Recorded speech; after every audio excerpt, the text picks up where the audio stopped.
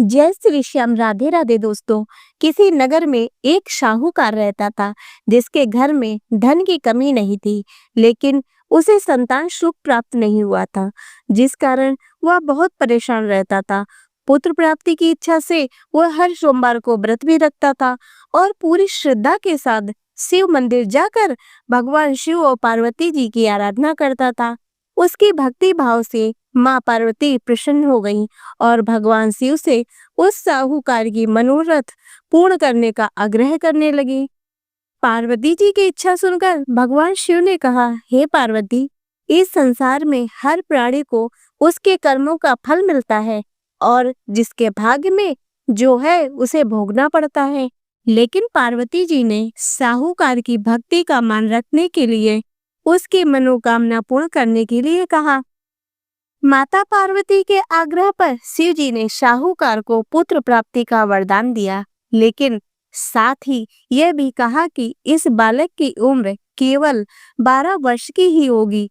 माता पार्वती और भगवान शिव की बातचीत को साहूकार सुन रहा था, जिसे सुनकर न तो उसे कोई खुशी हुई और न ही दुख हुआ। वह पहले की तरह ही शिव जी की पूजा करता रहा। कुछ समय के बाद साहूकार को पुत्र की प्राप्ति हुई। जब वह बालक 11 वर्ष का हुआ तो उसे पढ़ने के लिए काशी भेजा गया।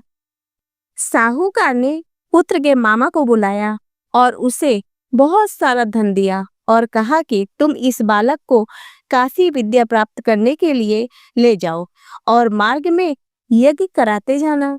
जहां भी यज्ञ कराओ वहां ब्राह्मणों को भोजन कराकर दक्षिणा देते जाना। दोनों मामा भांजे इसी तरह यज्ञ कराते और ब्राह्मणों को दान दक्षिणा देते हुए काशी की तरफ चल पड़े। रास्ते में एक नगर पड़ा, जहां नगर के राजा की कन्या का विवाह था, लेकिन जिस राजकुमार से उसका विवाह होने वाला था वह एक आंख से काना था, जिसकी जानकारी लड़की और उसके घर वालों को नहीं थी। राजकुमार के पिता ने अपने पुत्र के काना होने की बात को छुपाने के लिए एक चाल सोची। साहूकार के पुत्र को देखकर उसने सोचा कि क्यों ना इस लड़के को ही दूल्हा बनाकर राजकुमारी से विवाह करा दिया जाए। विवाह के बाद उसको धन देकर विदा कर दूंगा और राजकुमारी को अपने नगर ले जाऊंगा। उसने लड़के को दूल्हे के वस्त्र पहनाकर राजकुमारी से उसका विवाह करा दिया। लेकिन साहूकार का पुत्र ईमानदार था। उसने मौका पाकर राजकुमारी की चुन्नी पर लिख दिया, तुम्हारा विवाह तो मेरे साथ हुआ है, लेकिन जिस राजकुमार के साथ तुम्हें भेजा जाएगा वह एक आंख से काना है। मैं तो काशी पढ़ने जा रहा हूँ। राजकुमारी ने चुन्नी पे लिखी बात अपने माता पिता को बताई। राजा ने अपनी पुत्री को विदा नहीं किया। दूसरी ओर साहूकार का लड़का और उसका मामा काशी पहुंचे और वहां जाकर उन्होंने यज्ञ किया। जिस दिन लड़की की आयु 12 साल की हुई उसी दिन यज्ञ रखा गया। लड़के ने अपने मामा से कहा कि मेरी तबीयत कुछ ठीक नहीं है। मामा ने कहा कि तुम अंदर जाकर सो जाओ। शिव जी के वरदान अनुसार कुछ ही देर में उस बालक के प्राण निकल गए। मृत भांजे को देखकर उसके मामा ने विलाप शुरू कर दिया। संयोगवश उसी समय शिवजी और माता पार्वती उधर से जा रहे थे। पार्वती ने भगवान से कहा, स्वामी, मुझे इसके रोने के स्वर सहन नहीं हो रहे। आप इस व्यक्ति की कष्ट को अवश्य दूर करें।